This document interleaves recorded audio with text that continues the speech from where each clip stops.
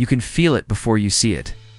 The air is heavy, the house is quiet, and the summer that felt endless suddenly feels like it is closing its eyes. Asterisk. The last minutes of episode 6 do not rush, they slow down like the tide pulling back from the shore. We are placed in a simple space, a hallway, a porch, a room washed in soft light. It could be morning when the world is gentle or late afternoon when the sun turns gold. That choice matters because time is a character here. Time is telling Belly that a decision cannot wait any longer. Her breath is steady, but her hands tell a different story. One small movement, a thumb over a ring, a look at a photo, a step that stops halfway. These quiet beats are not filler. They are the map of her heart. Camera keeps her centered, yet the frame lets the past creep in. A sweater draped over a chair, a book with a folded page, a shell on the table. Every piece is a memory, and every memory is a weight. We do not hear much. The sound design is thin on purpose. A distant gull, a clock, a door that gives a soft click. Silence in this show is not empty. Silence is loud. It lets us hear what Belly is not saying to Conrad and Jeremiah. She has tried to keep all doors open for as long as she could. Now the house of summer asks her to close one. The scene avoids big speeches. It trusts small actions, a hand that does not reach. A message that is typed, then erased. A step toward the door, then back to the window. We feel the tug from two directions, the steady pull of what has always felt safe, and the sudden pull of what feels brave. Color guides the mood. Blues say calm and ache. Warm tones say comfort and goodbye. Ow. The light touches Belly's face and draws a clear line between who she was at the start of the summer and who she is at this second. She is not the girl who waited for a sign. She is the girl who must decide. The direction of the shot also matters. When the camera looks over her shoulder, we share her view. When it turns to face her, we see what the choice is doing to her. This switch keeps us inside her mind. The episode is not teasing a twist. It is building a truthful choice. This is why the pace slows. The story wants us to accept that real change does not arrive with fireworks. It arrives with a breath and a step. By the time a knock, a phone vibration, or a soft voice enters the frame, we are ready. The moment lands because the scene has cleared space for it. The setup tells us that love is not only about who makes your heart race. Love is also about who makes you feel like yourself. When the shot lingers on Belly's eyes, we understand without words. The ending will not be neat. It will be honest, and that honesty is the point of the entire season. Asterisk. The second act of the ending is not about what is said. It is about what is hidden under every glance. Every pause is a sentence. Every shift of the eyes is an answer. Belly moves through the room, as if the floor remembers where she has walked before she stands in a spot where she once laughed with Jeremiah, where the sound of his voice was light, like the summer breeze. Then she turns and faces the corner where Conrad once stood in silence, his presence speaking louder than words. These are not just locations, they are emotional landmarks. Each one pulls on her like tides from two different moons. The scene does something rare. It lets her be still. Stillness on screen can be louder than movement because it forces the audience to search her face for clues. Her lips part, as if a thought might escape, then close, as if she is not ready for it to exist outside her mind. A breeze slips through the half-open window. It lifts a strand of her hair. It is a soft reminder that the world outside is still moving. While she stands on the edge of change, the show does not rush to push her off that edge. It makes her decide to step. We see the weight she carries, not just in her shoulders, but in the way she looks at the small things. A mug on the counter, a folded sweatshirt, a pair of sneakers by the door. Each one belongs to someone who has touched her heart. This detail work is not decoration. It is the quiet truth of relationships that live in the ordinary, not the grand gestures, but the daily pieces that stay after. The summer fades. Her phone lights up once she looks, but does not touch the screen. Fades to black, like a chance slipping away. The choice now is not between two people. It is between two versions of herself. The one who keeps the summer alive by holding on, and the one who lets the summer end to see what comes next. The music does not swell. It hums in the background, low enough to feel like it is coming from inside her thoughts. Asterisk. The third movement of the ending does not begin with a decision. It begins with an instinct, A step forward without thinking, a shift in her breathing, a flicker in her eyes that betrays the choice before her lips can form. Belly is not calculating in this moment. She is responding to something deeper than logic.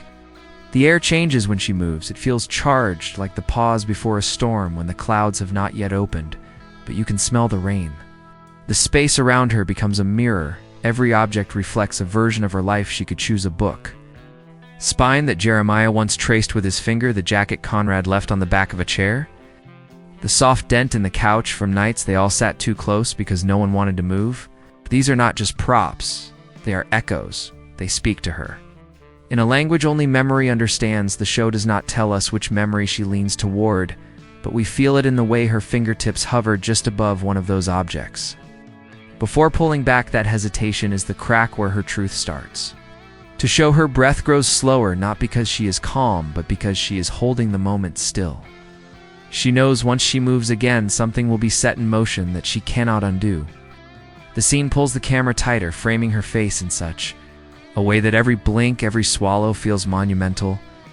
You could mute the sound and still read the shift happening inside her. Then, a sound cuts through the quiet, not loud but sharp enough to break her spell. It could be a voice from another room, a footstep on the porch, the creak of the old floorboards.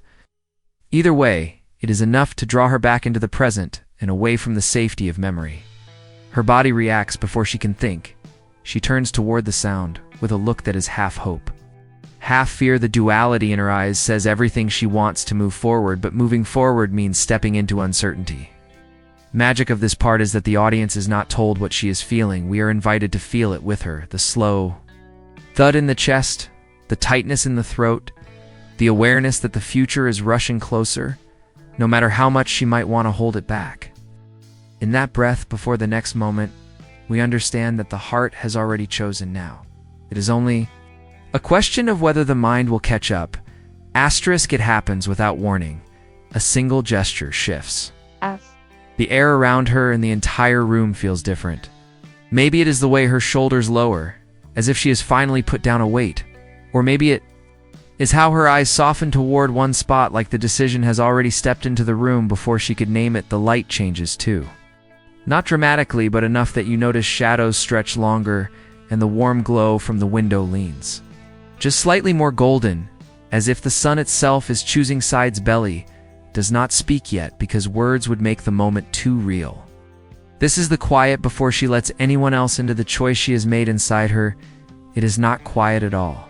There is the rush of summer nights, the echo of laughter, the sharp memory of tears, and the way a single look from someone can feel like the start and end of everything.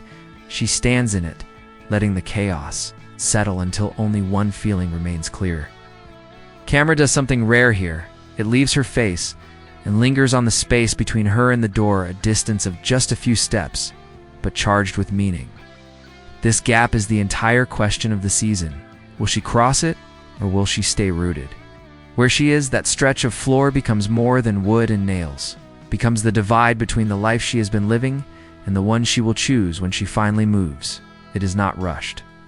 Her steps are slow, but they carry the weight of inevitability. She passes the objects that were once anchors and does not reach for them. A photo frame is left crooked. Sweater sleeve brushes her arm, but she does not pull it close. Each missed touch is an answer in itself. She is walking out of one version of her story and into another. Then a voice speaks her name, soft, hesitant, a voice that makes her pause but not turn around.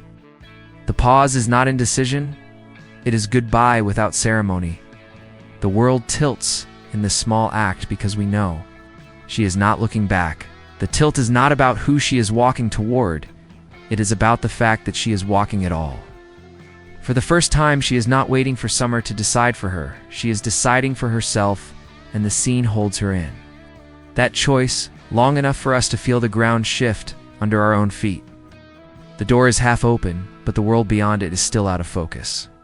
Belly stands in the threshold, not because she is unsure, but because this is the last breath before she lets go. The air feels thick, almost heavy, as if the house itself knows she is about to change something it has been holding together for years. No one is rushing her. No one is pulling her back. This is a moment she owns completely. Silence presses in, but it is not empty. It is filled with the sounds that are not there. The laughter that used to bounce off the walls, the shouts from the beach, the quiet rustle of someone flipping pages on the porch. In their absence, these sounds are louder than any music. The scene lets us feel that absence so clearly it becomes its own character standing next to her in the doorway. Her eyes find a shape in the distance. A blur that could be a person waiting, or just a shadow stretching across the yard. She could call out, but she doesn't. She could step back, but she won't. Instead, she breathes in slow, almost like she's memorizing the air of this place one last time. Her hands stay loose at her sides. No gripping, no clinging.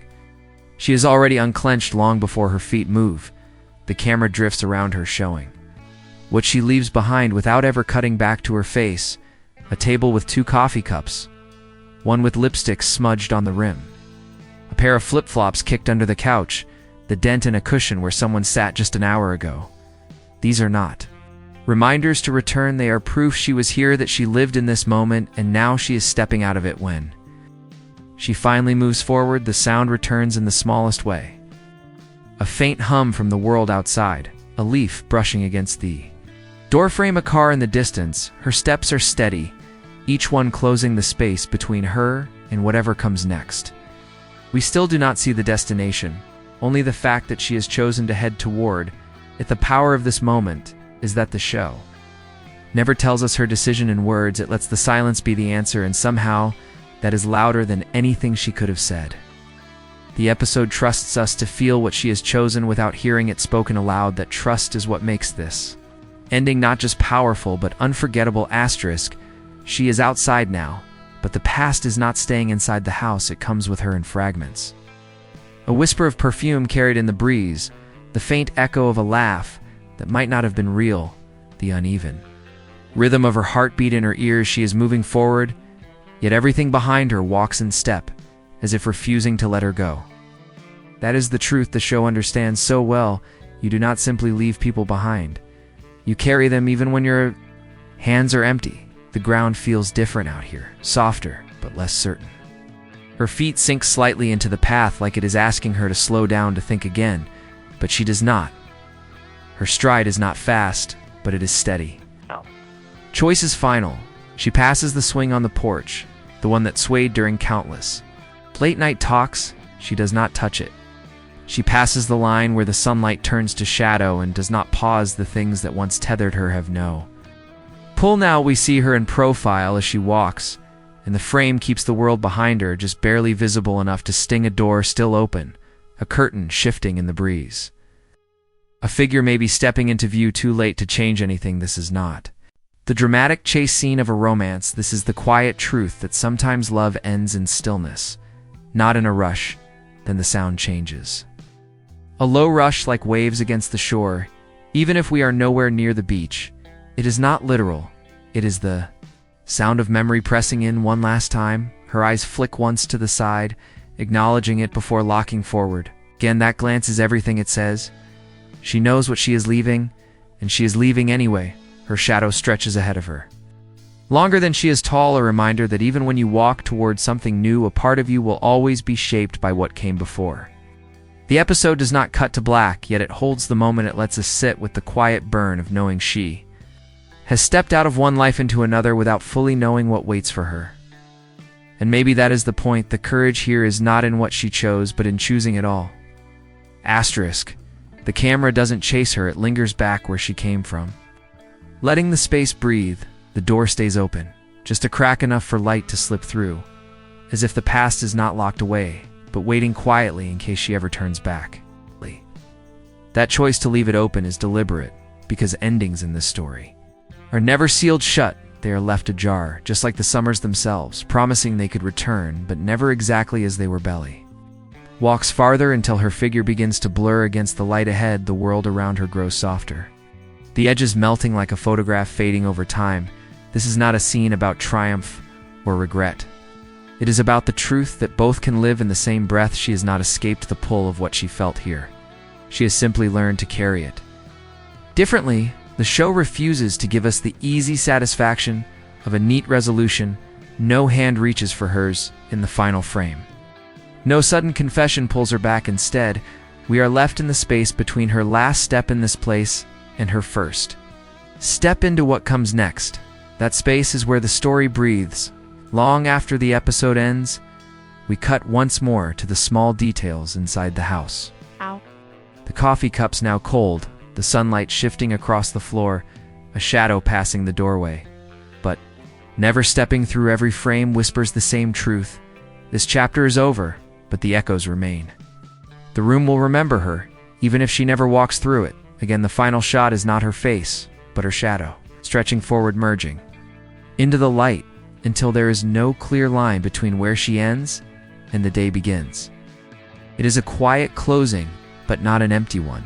The power of this ending is that it trusts the audience to feel the weight of what isn't shown, to wonder about the conversation she might have later, the words she might never say, and the people who will think of her long after she's gone.